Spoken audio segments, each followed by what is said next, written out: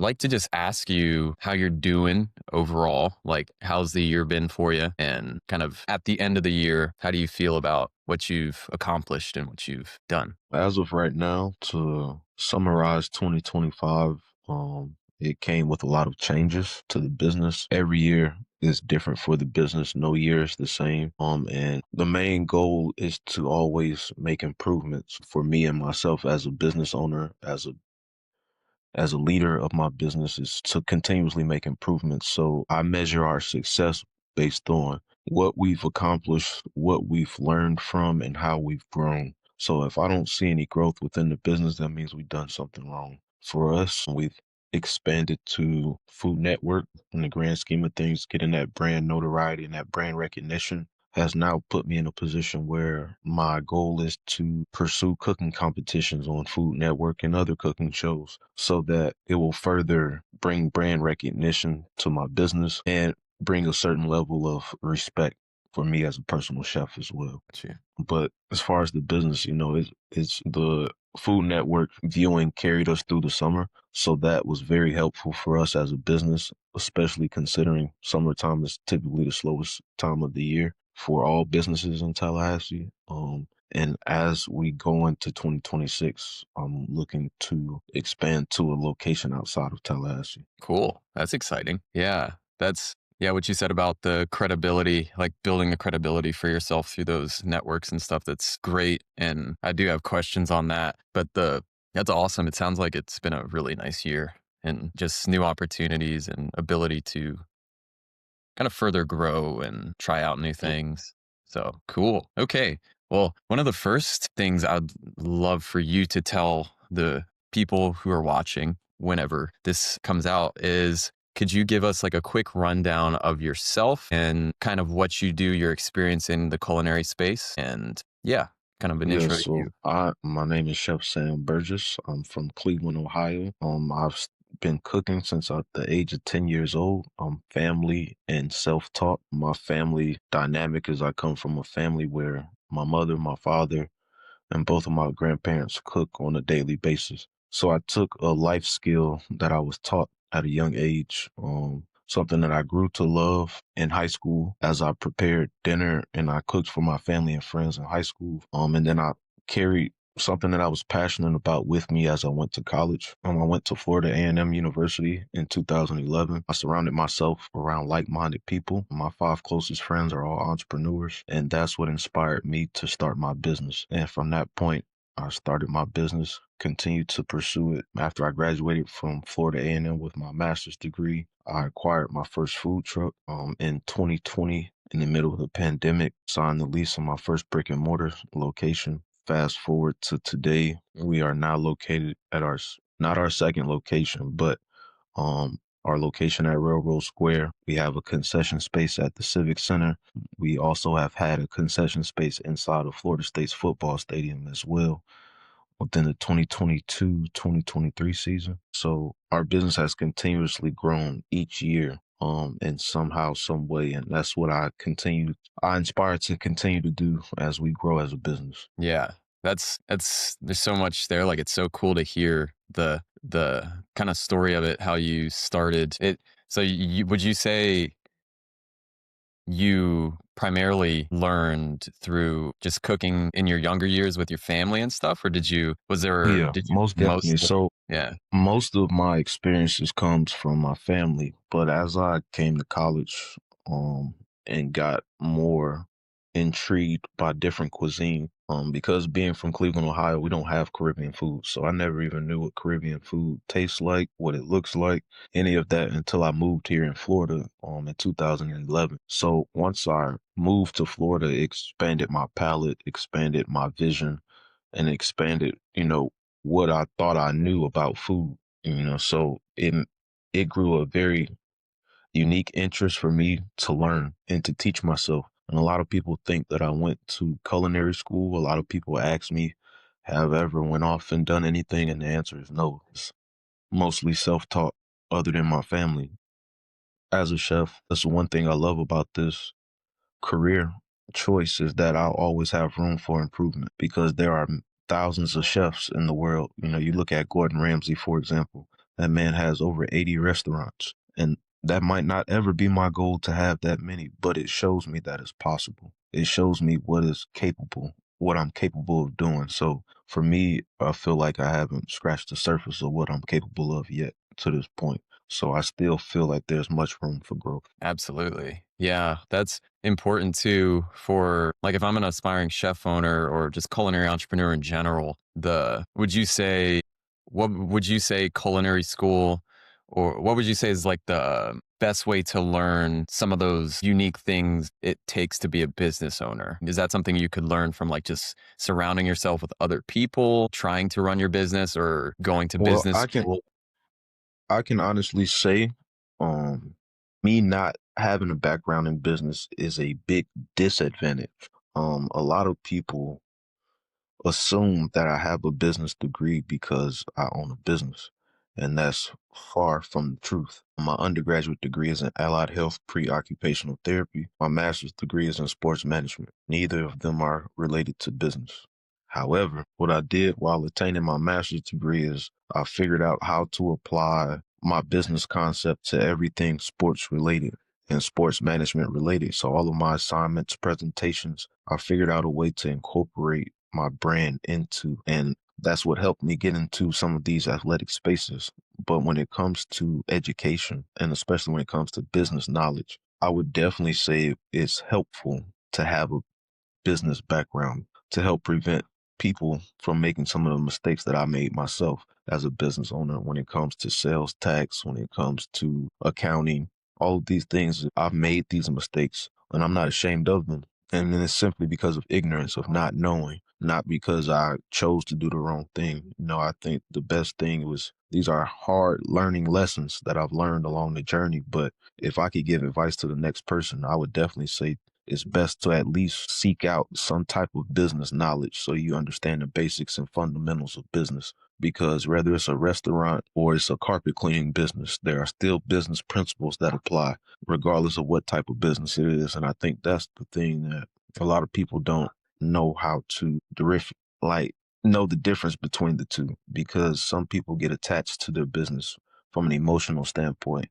But if you keep and apply the same business principles, regardless of what the business is, you should get some of the same results. Yeah, for sure. Well said. That's so important too, because just hearing a lot of or kind of going through the experience Michael and I with Leon Brunson and his restaurant, like we found out about how much overhead and logistical and just business oriented things you have to deal with when owning a Hmm. restaurant or brick and mortar. The would you say your passion that was kind of stimulated from Florida cooking, did that lead you in that direction to like, do you have to be passionate enough do you have to be passionate to a certain extent to pursue a business in culinary? Like, is there something with all the other stuff that comes with it? I would not say you have to have a passion for business, but you do have to have a passion for what you're doing, because I can honestly tell you without a doubt, me having a master's degree and having numerous job experiences, I could be doing something right now that's much less stressful and making way more money, but it's something that I'm not passionate about. So I choose to own a business, not because I have to, but because I want to, and because I have a love for what I do. I've discovered a long time ago along this journey that there's way easier things that I could be pursuing and be making way more money. My heart is in cooking, my heart is in entrepreneurship, my heart is in creating opportunities for other people and growing and having purpose behind what I'm doing. I think that's why I stay in business. And further back on your question about culinary school, culinary school teaches you the fundamentals and the basics of cooking, which is important when you think about staff structure and you think about, your cooks that cook in standard restaurants. But for me, what I learned, even though I don't have the necessary certificate of culinary school, I've surpassed a lot of people who went through culinary school and graduated. And where are they at today? And I'm not saying that to boast or to brag, but I've realized that there are still things that culinary school cannot teach you, and that's learned through experiences. And for me, I'm a heavy advocate for YouTube University. If you seek out the knowledge, it's there. The information is there. You just have to seek it out and apply it. And I think the technology is so advanced today that nobody has an excuse. Because if you truly want to learn something, you just have to go and seek it out. So for me, I know I wanted to become a better cook and still aiming to be a better cook and a better chef. I'm always on YouTube and I'm always teaching myself something. Absolutely. Yeah. YouTube University, also a graduate from that. It's so important that you there's so much to learn out there. And that's part of what why we're trying to do some of these talks with someone like yourself. A question is what within that sphere of what you're talking about with business and having a business background to an extent, what are some things that you've learned in your process that are good for an aspiring chef owner who may not be thinking about this? What is something that you think would Hiring a CPA or an accountant is necessary. It is not optional. It's almost mandatory. Whether you're a small business that's just started or an established business that's been in business for years, I would highly suggest to get a financial professional to oversee or to double check or to at least have one to reach out to ask questions to make sure that you're going through the proper channels and the proper procedures when it comes to documenting finances. A lot of chefs don't really understand the margins in terms of business and how restaurants are able to sustain. The margins are very slim, and that's not talked about enough in the food industry. I think aspiring chefs, just like myself, who just started out, I went from selling food out of my apartment to having a staff of 15 employees with overhead and all of these things happening that I've never done before. So a lot of learned lessons along the way from my mistakes. But if I would have had in place some of these things, an accountant from the start would have prevented me from creating some of my financial mistakes from starting out. absolutely. Yeah, that's huge. Helps with taxes and just keeping finances in order because there's probably so many expenses that you just have to that just come into play that you don't expect. Cool. Yeah, the I'd love to talk about sorry, I'd love to talk about the kind of niche that you like this that you've kind of created for yourself with your master's degree in sports science and kind of hearing your history in sports and how that's led to your niche of catering for certain sports teams and things of that nature. Just essentially talking about that and then how that helped you conceptualize a business and using your own unique life experience. Prior to starting my master's program, my original goal was to be an occupational therapist. Out of 300 plus applicants, only 33 people were selected. So what that did for me was I had to quickly pivot and I decided to get my master's degree in sports management. It was a 1 year program, so I decided my original thinking was to do this 1 year program and it'll put me in a position to have a better GPA and a better chance of getting accepted once I apply again to the program. Well, as I transitioned into my master's, I decided that I wanted to pivot again in life and possibly pursue being athletic director. Within this program, you're only given one internship opportunity throughout the program. So with it being 3 semesters and 1 semester of internships, more than likely company that you intern with is the company that you're more than likely stuck with working for. And through my experience, I did not want to pursue working for the company that I interned with at that time. And I was faced with a harsh reality for myself. I had to decide, did I want to get my PhD in sports management and be in school for another 3 years, or if I was going to bet on myself and my business and see where my business takes me within these next 3 years. If it didn't work out, I can always go back and get my PhD. This was my thinking process along the way. I'll never forget my first semester in graduate school. I quickly realized that the program wasn't going to be enough for me to achieve my goals of being athletic director. I quickly figured this out my first semester. Not enough resources, not enough time, not enough exposure to what it actually takes to becoming an athletic director. And a lot of that is in part due to networking and politics.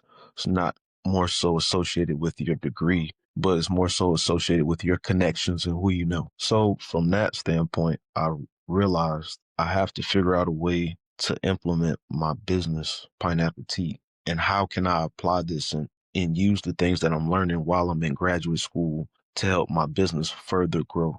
When it came to having conversations about concession spaces, facilities, different type of sporting facilities, different type of arena spaces. All of these things made me think outside the box and made me conceptualize putting my brain inside of sports, even though that wasn't my initial thinking process. But it quickly transitioned to that, and that's how I applied those principles of what I learned in graduate school and applied it to my business. And then once I graduated, I just executed. Absolutely. Yeah.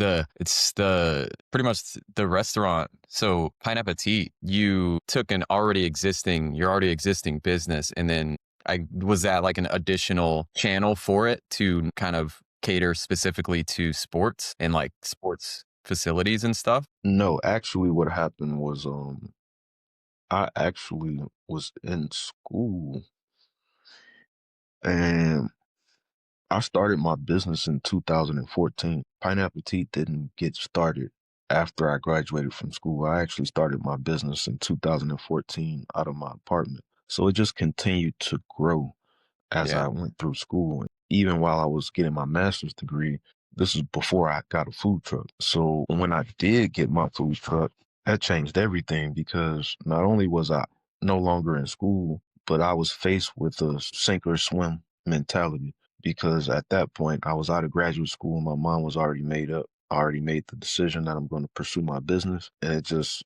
grew from that point. So I didn't have a already existing restaurant. I was still serving food out of my apartment for 2 years after I graduated from school. Gotcha. And it wasn't until I served food from my food truck in my apartment up until I got my restaurant space. So even after 2018, when I got my food truck, I was still serving food and operating my business out of my apartment until 2020. Yeah. Got you. And that was, yeah, the brick and mortar during COVID. I have two questions. One is just from the food truck, from your experience kind of operating that and going to a brick and mortar space, what would you say are some of like the main differences when operating a food truck that someone who may not have done it uh, could be thinking about Um, before getting into a restaurant? Or is it easier to do the food truck first in the restaurant? Or I get that question a lot, and to be honest, there are pros and cons to both. And it's all based on what that individual has in mind for their goals and aspirations. Because I can honestly say at one point in time, I believe that having a food truck would be the hardest thing that I would ever do in life. And when I got the food truck, I remember me saying that it was one of the hardest things I've ever done. But when I transitioned to the restaurant space, the food truck became easy. The food truck became way easier to manage. And I honestly believe there are definitely, it's based on what that person is looking to do overall. Because I can say on one end, the food truck can be very lucrative and can be more lucrative than your restaurant, but your restaurant can also be more lucrative depending on how your restaurant is set up. If you have a fast casual concept, or if you have beer and wine, if you have alcohol. So there's pros and cons to both. It would be a conversation on a one-on-one consultation type of situation to kind of help somebody decide what they would like to pursue. I think that's a one-on-one or a consultation type of conversation to help people make that decision. absolutely. And y'all, Sam, do you have any like a website or anything for consultations or anything like that? That's I perfect. actually just completed my first two consulting jobs last year for two businesses inside of Tallahassee. I don't have a consulting web page yet, but I am offering consulting services this year. Cool. Yeah, we'll make sure to kind of link socials and just things like that in descriptions, just so people can find you, and in case they do have those questions about stuff like that. And that's great. Yeah. One question I had was the other question was is like with Pineapple Tea, what was the concept with it? Did you have a concept early on, and how did you develop that? Like if I was an aspiring chef owner trying to come up with a food business, what would you recommend I start with? I tell people this all the time. I see a lot of today, I see a lot of food trucks that pop up in Tallahassee, especially pop up out of nowhere. I've never heard of them, never seen them, but yet you expect to have success. And I think that's the big misconception with social media is that people feel like you can just wake up tomorrow, start a business, and then you have success. What people don't understand is that I built a clientele base out of my apartment. So from me serving pineapple bowls out of an apartment building on campus. And that's how we started the concept. It was just a tropical pineapple with rice, chicken, and shrimp and bell peppers. And then it transformed from that to, as I continued to grow and learn more with my business, I started to sell Rasta pasta from my apartment. I sold this Rasta pasta from my apartment 1 day a week, every day a week for 2 years straight. And we served 30 to 40 people every time that we served this pasta. So that let me know that it was something that I could sell in my restaurant because I sold it from my home and I already saw what the demand was. The same thing with the soul food concept. Every Sunday for probably almost 4 years. For almost 4 years, I sold soul food from my apartment every Sunday. And we served on average 50 to 60 people a day every Sunday. And I did this for, again, almost 4 years straight. So I built a clientele and a rapport with people. And that's what helped the brand grow, and from a concept standpoint, what I did was take the same ingredients that I'm using to make pineapples and to make pasta. How can I keep my food costs low and create other dishes utilizing the same ingredients? That's how I came up with the concept. And I knew but I had a love for Caribbean food because when I came here to Florida, I had it for the first time and I fell in love with it. So what I did was I took the time to learn authentic flavors from Jamaican, Haitian cuisine, and other Caribbean cuisines, and I put my own spin on it. So we call it Caribbean fusion because I'm not Caribbean at all. I'm from Cleveland, Ohio, but I want to be respectful of other people's culture when I make food. So I call it Caribbean fusion as our style of food that we serve. Awesome. Yeah, that's the can't stress it enough, the authenticity and tradition of it, and as well as that you kind of have a unique view because you come into it and you kind of saw how or have experienced how special some of that food is, and then creating that for other people to experience too, who just may not have it, or maybe they do and they want to have it in Tallahassee. It's a cool mix of stuff that is unique and special within the market to where you can do that.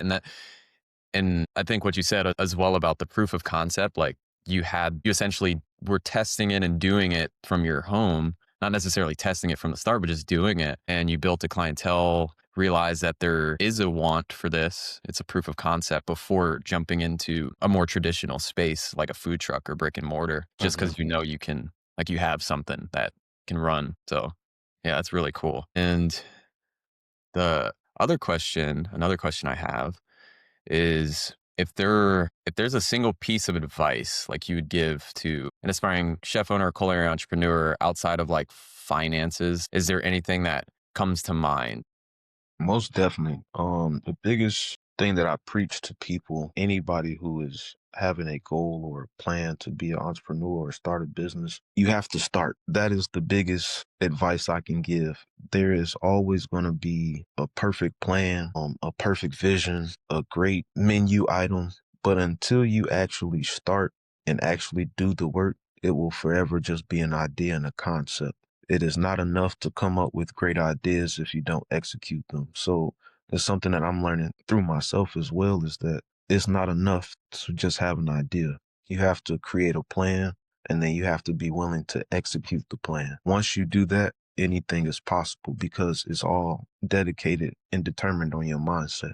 Your mindset is the most powerful tool that you have because it can carry you and take you places that you may thought you would never even be capable of going. A lot of the things that I've accomplished in today are things that I've talked about 5 years ago, 10 years ago. I've had this business now for 10 years and I'm just now accomplishing some of the things that I talked about when I first started or when I was still brainstorming and writing things down. But what I can say is that, your tongue is powerful. It's power in your tongue, it's power in your words, and it's power in it in believing in yourself. And sometimes it gets lonely. Sometimes you might be the only person that understands your vision, but you have to write it down. You have to continuously be obsessed with what you say you're going to do. And then you actually have to be consistent and do it. Everybody talks about what they want to do, but very few people do the work. Absolutely. Yeah. That if that was entrepreneurship in a nutshell, I would say like that would be what I would say too. It's like you have to have that vision initially, like an idea. I think ideas come to a lot of people. And I think the ones that you see are the ones that have been executed and seen through. And I think Mhm, that's where the things get sorted out, like who can do it, who can't. And it's good. mhm. I mean, everybody can have the idea, but business is much more than just that.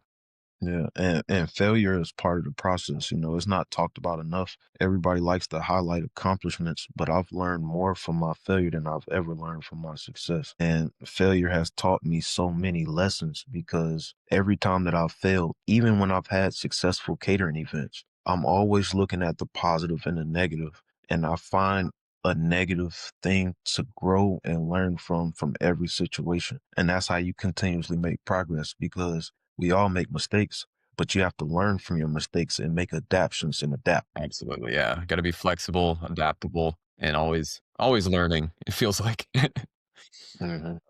Yeah. So we got about 6 minutes left until we hit the end. So I'll make sure to prioritize a few questions. One of which I want to definitely talk about the new opportunity you had with professional sports team, but I won't say it, but we'll make sure to include that. One of the questions is on that topic of kind of executing and having a plan for yourself. If I'm like an aspiring chef owner or culinary entrepreneur, what should my like relationship to goal setting be like? Should I be consistently setting goals? Should I strictly adhere to those goals? Should I be more fluid and adaptable? I just had this conversation with my family before the new year started.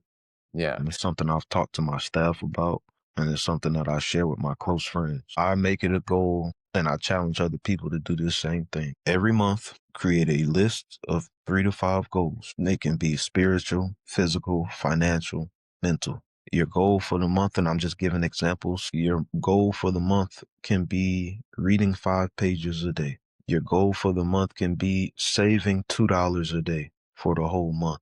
Your goal can be reading your Bible or reading whatever you believe in from a spiritual sense. Doing these 3 to 5 things consistently for that entire month until the goal is completed.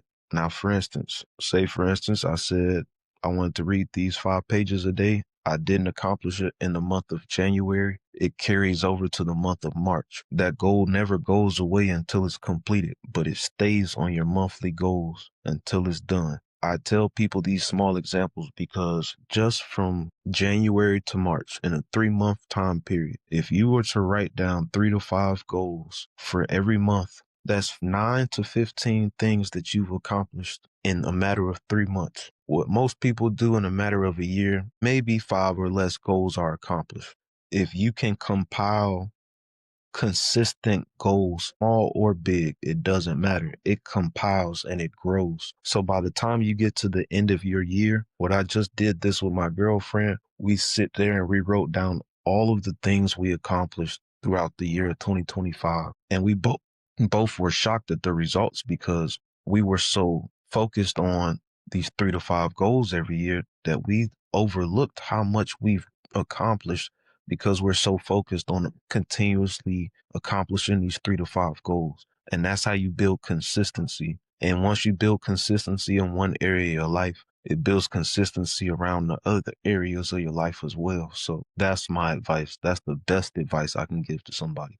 Make 3 to 5 goals for yourself every month and don't stop until you accomplish those goals and watch how your life will change in a matter of a year. awesome. Well said. Yeah, it's the mini compiles, and I guess it's just the habit and seeing that over time. It's like it is the long game, and you look back and see how much you do. You realize it's a whole mountain behind you of just small wins and failures, and Hmm. lots of learning experiences. And yeah, so the final question was less of a question and more so just the opportunity to talk about one of the, if you want to talk about it, the recent opportunity you had with your business. Yeah, we were just featured with the Jacksonville Jaguars for the small business highlights, partnered with corporate travelers. Yes. So we applied for the small business highlight. It was great for us. We were able to be recognized by the Jacksonville Jaguars and highlighted at the stadium location. And it was great brand recognition and brand exposure for us. For me, I want to utilize the opportunity to network and to possibly have a concession space inside of the stadium for next football season. So from now until next season, that is what I will be working on. Awesome. Yeah, that's one of the goals. Get Yes, sir. Pineappetit into the Jag Stadium.